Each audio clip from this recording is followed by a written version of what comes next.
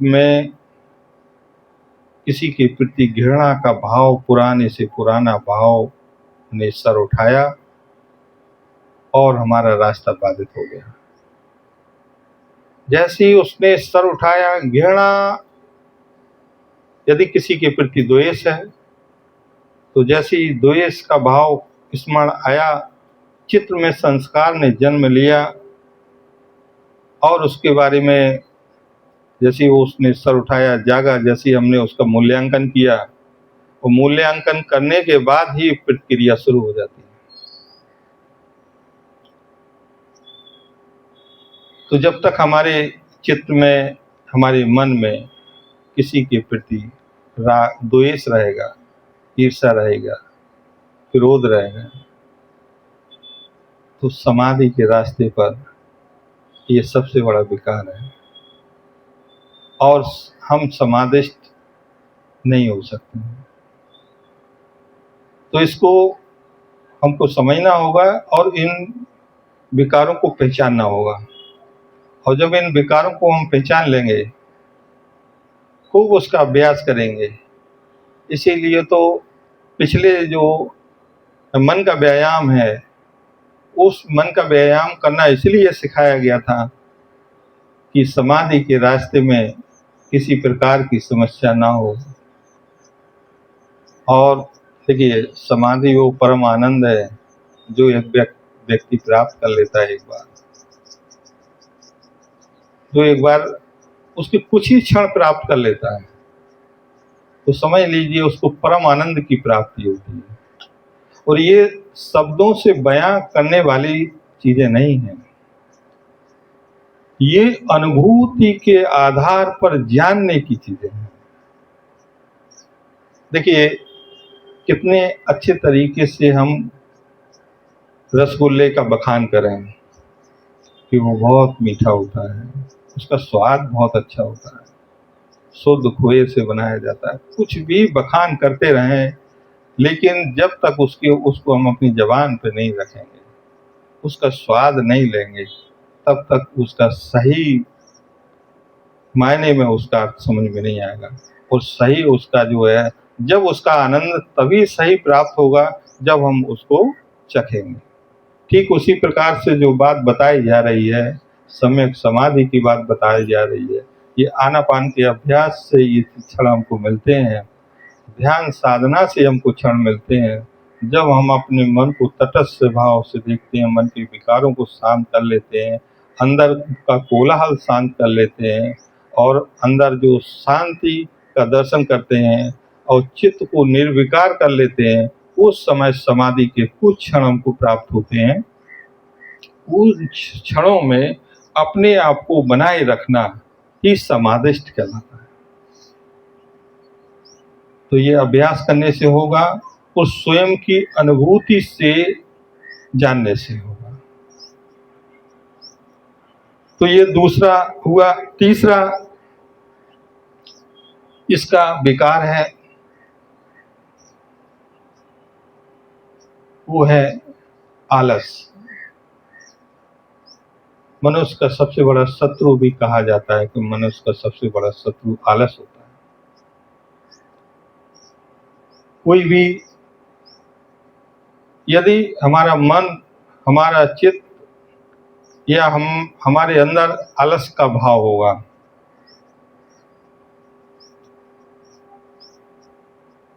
तो हम इस स्थिति को प्राप्त नहीं कर सकते, क्योंकि आलस मनुष्य का सबसे बड़ा शत्रु भी होता है। लोग उदाहरण से समझते हैं, थोड़ा सा और समझ में आएगा। देखिए, आज बहुत सारे लोग को इस कार्यक्रम के बारे में सूचना मिली होगी। ये कार्यक्रम होता है हमारे भले के लिए, होता है हमारे मंगल के लिए, होता है हमारे सुख शांति के लिए होता है, किसी दूसरे के लिए नहीं होता है। वहाँ पर जाकर के हम अपना मंगल साधते हैं, अपने चित्त को समता में स्थित करने का प्रयास करते हैं और अपने मन की शांति के लिए इस पवित्र प्रोग्राम का आयोजन करते हैं। अब जो व्यक्ति इस शत्रु से ग्रसित होंगे, आलस होगा उनके अंदर, उन्होंने क्या सोचा होगा? उन्होंने सोचा होगा कि 10 बजे का समय दिया गया है, 10 बजे स्टार्ट थोड़ी हो जाता है, चलेंगे 10:30 बजे निकलते हैं। 10:30 बजे वो कम्बल से निकले होंगे और फिर सोचा होगा हाँ ठीक है चला जाए, 10:30 बजे तैयार हुआ जाए।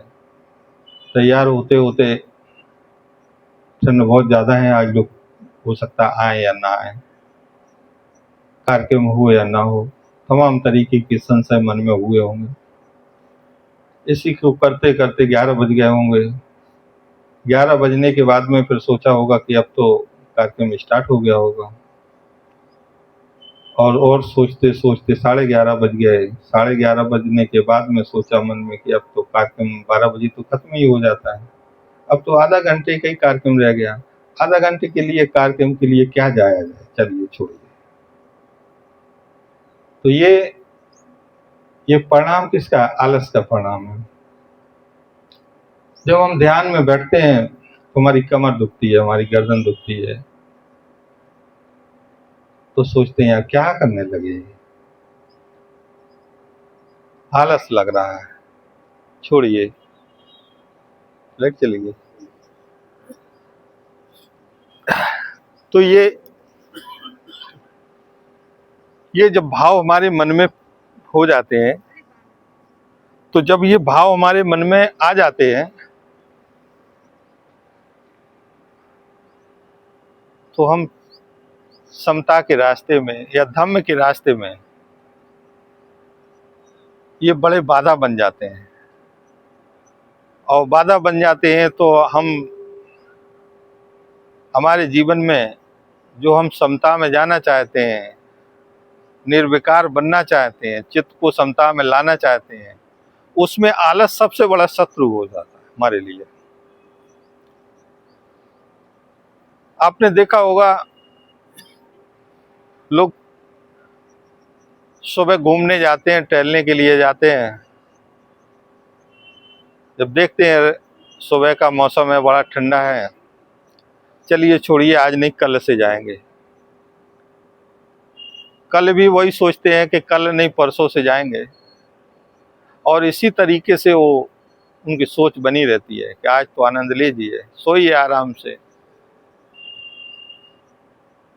तो ये जब भी हम धम्म का रास्ते आगे बढ़ते हैं और अपने आप को समाधि में तटस्थ करना चाहते हैं, तो ये आलस हमारा शत्रु है, ये सामने आ जाता है।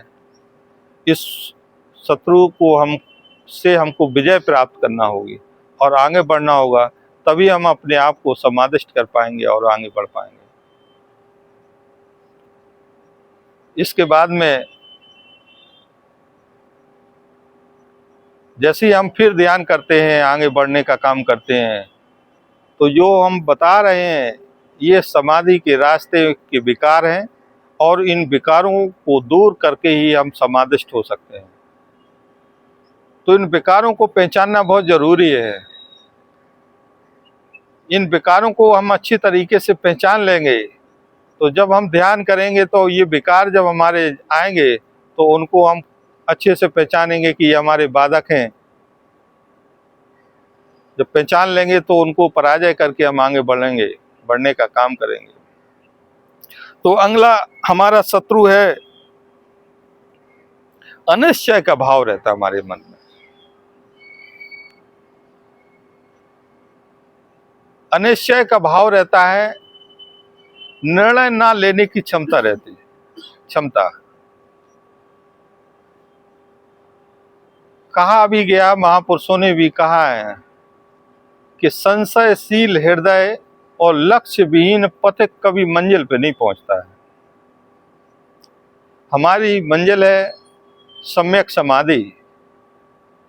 हमारे मन में संशय है, हमारे मन में अनिश्चितता का भाव है।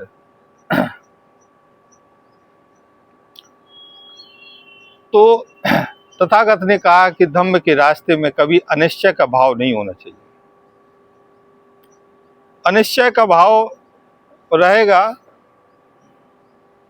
तो ठीक उसी तरीके से जिस तरीके से दो नावों पर पैर रख करके व्यक्ति नदी पार करना चाहता है, तो उसके डूबने के चांस, उसके साथ में घटना घटित होने के चांस अधिक रहते हैं। हम जाना भी चाहते हैं और हमें शंका भी है। शंका का समाधान होना बहुत जरूरी है। बहुत से साथियों के दिमाग में ये शंका रहती है, हम बौद्ध विहार पे जाते हैं,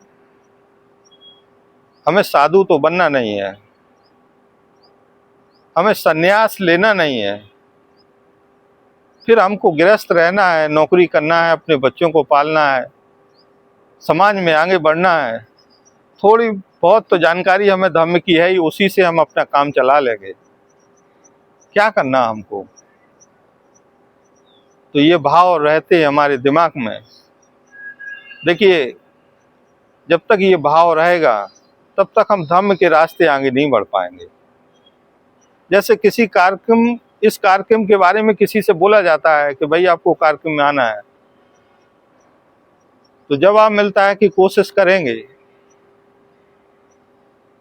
तो कोशिश करने की बात कहाँ से आती है? आना है, आना है, नहीं आना है, नहीं आना है। बीच में कोशिश वाले शब्द कहाँ से आता है? जो कोशिश करने की बात करते हैं वो कभी मंजिल को प्राप्त नहीं होते। तो इसलिए किसी भी प्रकार की शंका का समाधान कर लेना ही धर्म के रास्ते पर आगे बढ़ना है। देखिए, धर्म के रास्ते चलने वाले लोगों का हमेशा कल्याण होता है, तथागत बुद्ध ने कहा है। तथागत बुद्ध के पास में, उनकी देशनाओं में हर प्रकार के लोग आते थे। गृहस्थ आते थे, राजा महाराजा आते थे, उन राज्य के बड़े बड़े पदाधिकारी आते थे, मंत्री आते थे, सैनिक आते थे, सिपाही आते थे। क्या वो सभी जीवन ले लिए? क्या वो सभी साधु हो गए? उनके रास्ते में जो जो आया उसने धर्म का लाभ लिया और आगे बढ़े। जिस क्षेत्र में भी आपका काम होता है, जिस क्षेत्र में आप काम करते हैं, नौकरी करते हैं, व्यापार करते हैं, व्यवसाय करते हैं, यदि धर्म का रास्ता अपनाएंगे तो उस रास्ते में आपको लाभ होगा। एक छोटा सा उदाहरण के माध्यम से आपको बताते हैं। तथागत अनाथ पिंडक जैतवन बिहार में देशना दे रहे थे। श्रावस्ती का एक व्यापारी, जिसको धंधे में, व्यापार में काफी हानि हुआ था और मन से वो विक्षिप्त हो गया था, मन से बड़ा दुखी था क्योंकि उसको लंबा नुकसान हो गया था। लोगों ने बताया कि तथागत की देशना में चले जाओ, आपको लाभ होगा, आपका मंगल होगा,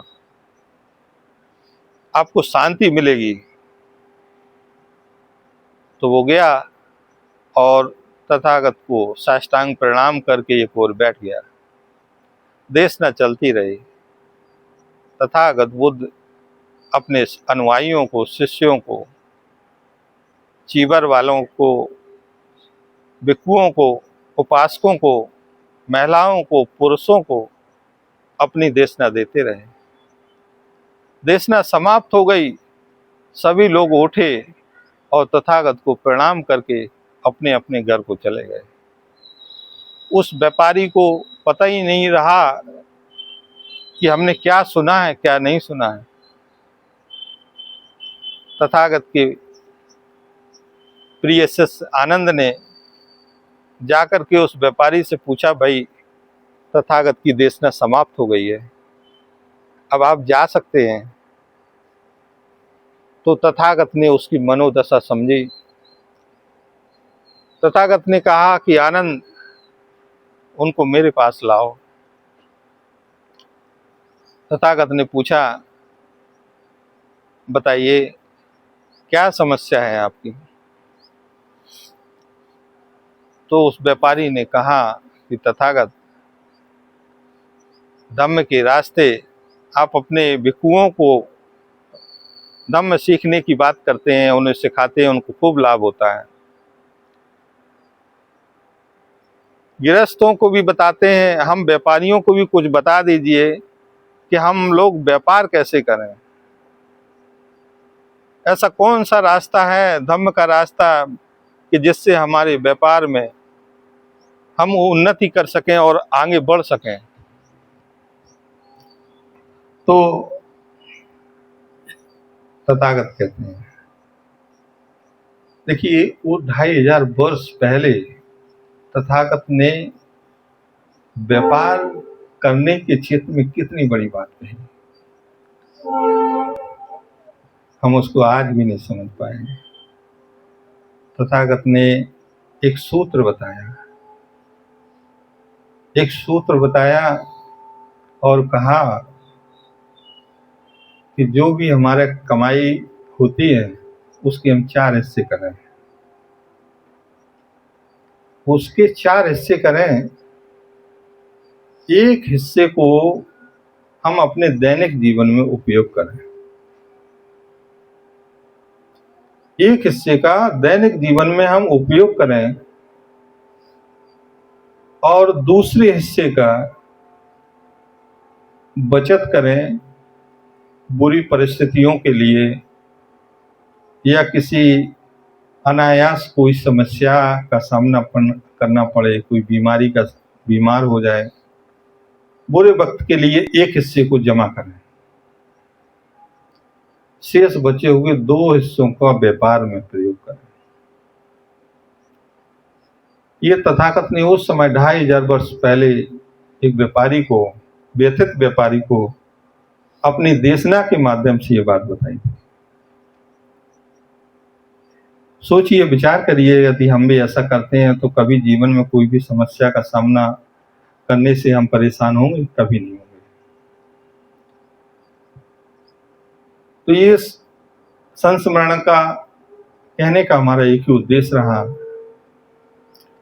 कि तथागत के धम्म में चल करके हम कोई भी काम करें, उस काम में हमको जरूर सफलता मिलेगी और उस काम में हमको खूब सफलता मिलेगी।